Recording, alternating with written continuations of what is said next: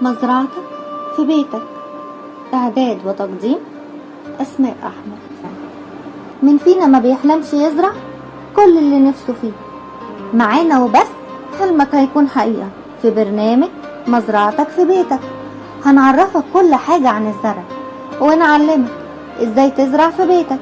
والنهاردة وفي أول حلقاتنا هيكون موضوعنا عن نبات النعناع.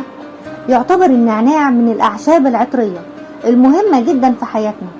بيستخدم في حاجات كتير، زي انه بيساعد على الهضم ومضاد للمغص، وكمان مسكن هايل للصداع وآلام الأسنان. ده غير انه بيستخدم في العطور وصناعة الأدوية، وطبعا لا غنى عنه في أي مطبخ. هنلاقي ان مواعيد زراعة النعناع طول شهور السنة ما عدا شهور الصقيع والبرد، ويفضل زراعته في نص فبراير وحتى آخر مارس.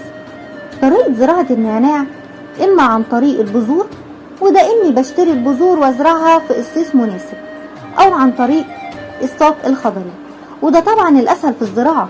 وبيكون إننا بنجيب عود النعناع وبيتم تقسيمه كل 5 سنتي أو 8 سنتي، بحيث يكون في عقلتين على الأقل في كل جزء تم تقسيمه.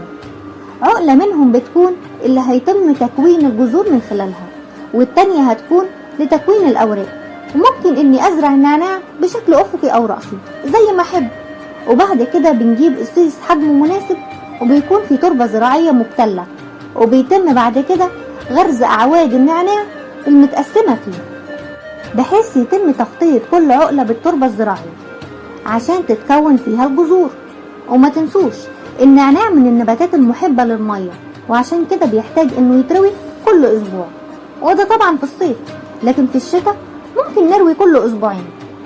ودي كانت زراعة النعناع في البيت. اتمنى الحلقة تكون عجبتكم. استنوني الحلقة الجاية مع نبات جديد وطريقة زراعته في برنامج مزرعتك في بيتك. كنت معكم أسماء أحمد، واشوفكم بخير.